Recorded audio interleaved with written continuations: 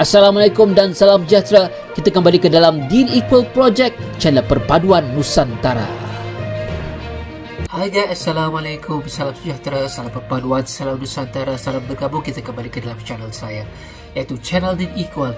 Apa khabar anda yang berada di Malaysia, Indonesia, Filipina, Brunei, Thailand dan seluruh Nusantara? Saya doakan anda sihat-sihat sejahtera dan dimurahkan rezeki.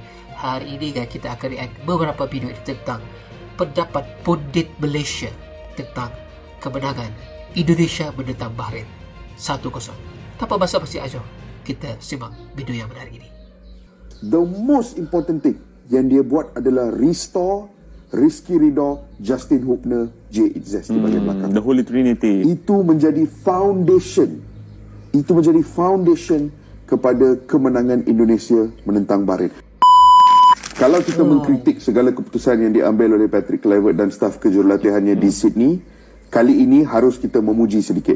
Kerana mereka tidak memegang kepada ego masing-masing dan cuba mengekalkan corak permainan yang mereka mainkan di Sydney. Sebaliknya kali ini, mereka merombak kesebelasan pertama dan kembali ke struktur yang membantu mereka dalam perlawanan-perlawanan sebelum ini.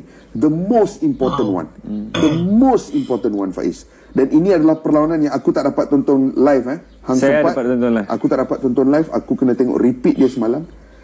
Dan within 5 to 10 minutes, the most important thing yang dia buat adalah restore Rizky Ridho, Justin Hubner, Jay Itzes di bahagian belakang. The Holy Trinity. Itu menjadi foundation.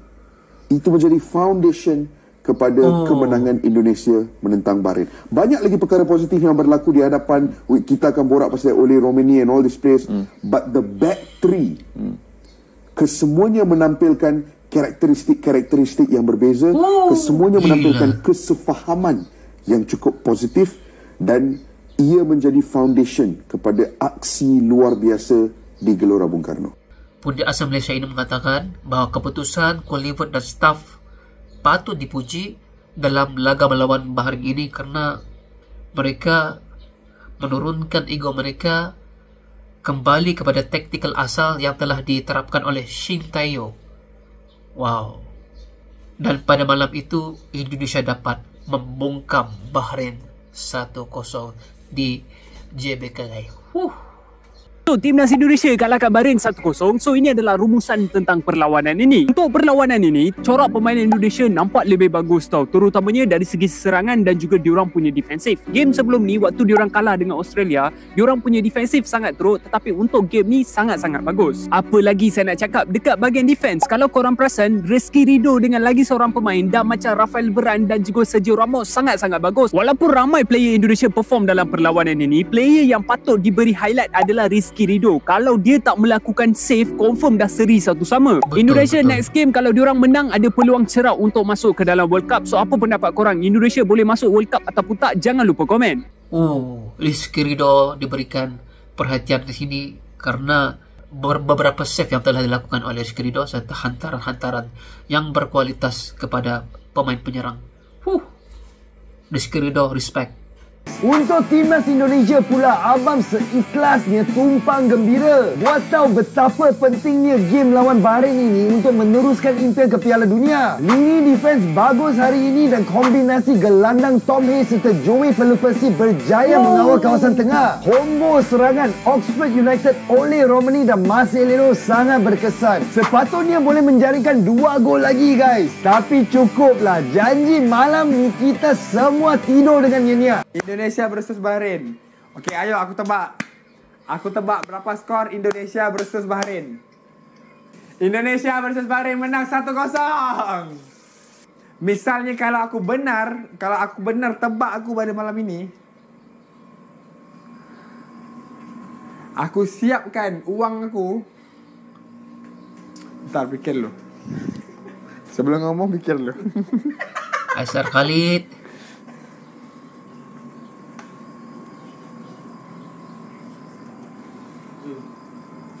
Okey.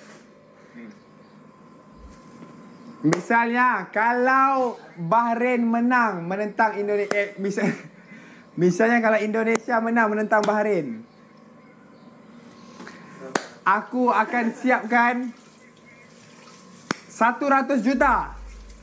Serius lah, bang. Buat orang susah yang berada di Papua. Kau pegang kata-kata aku ya. Aku siapkan 100 juta. Tapi aku nggak pergi. Aku bagi aja. Nanti mereka hantar-hantar beras saja. Aku belum sempat mau pergi. Jadi aku hantar aja. Okey, mungkin beli beras 100 juta. Okey? Kalau Indonesia menang. Oh, ini Aisyah Khalid ya buat tebak sebelum pertandingan. Nah, tebakannya itu betul 1-0 ya guys. Akan memberikan berbagi-bagi di Papua. Cuma dia tidak pergi ke sana, dikirimkan beras ya. Beras mungkin. Dan ya Aisyah Khalid, terima kasih doanya. Termakbul 1-0 daripada Sultan Malaysia. Selit sikit pasal negara jiran. Diorang dah selangkah ke Piala Dunia. Aku rasa masih diorang lepas tewas 5-1 tu, diorang menghidupkan peluang kembali dengan menang dengan Bahrain 1-0. Sekarang ni diorang nombor 4 salah aku dengan 9 mata. Dan untuk pasukan Asia Tenggara, ini adalah pencapaian terbaik pasukan Asia Tenggara. Sebelum ni Thailand ada. Thailand aku rasa pun dapat 1 mata je. Vietnam pun pernah capai. Itu pun dapat 3 mata di bawah era Pak Hang Seo. Tapi di Indonesia ni dia pencakar rekod 9 mata. So aku tak sebab game dia sama. Kadang-kadang tengok sebab game tu waktu sama kan. So aku buka tengok-tengok sikit. Tapi walaupun di varisi pemain-pemain Belanda, walaupun Coach Bahrain tu kata kamu ada 300 juta rakyat kamu, tapi kamu panggil pemain Belanda. Tapi different style gameplay daripada Indonesia sebenarnya. Dan aku paling puji oleh Romania. Dia what a player untuk macam mana, aku tak tahu macam mana dia orang cari pemain warisan ni. Untuk kau, adakah Vietnam, kau rasa Indonesia mampu kejar slot Piala Dunia sebagai kawan jiran? Komen aku untuk pasukan Indonesia, ini peluang terbaik diorang lah. Dengan apa pemain pengumpulan pemain-pemain warisan yang aku rasa antara yang terbaik Indonesia pernah ada. Ini peluang terbaik diorang untuk layak ke Piala Dunia secara merit lah. Pildun. Sebab sekarang ni tak silap Jepun negara Asia pertama yang layak. Jadi Indonesia sekurang-kurangnya kalau tak layak secara merit, dia main ke playoff kan. Jadi itu yang mereka kejar. Dan ini memang terbaik lah. Harapnya Indonesia menggunakan peluang ni sebaik-baiknya. Sebab belum tentu akan datang dia dapat peluang ni lagi.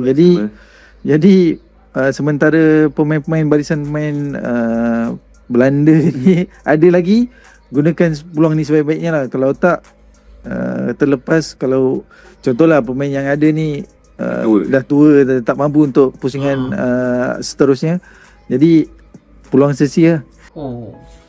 Dikatakan barisan kali ini yang dibawakan oleh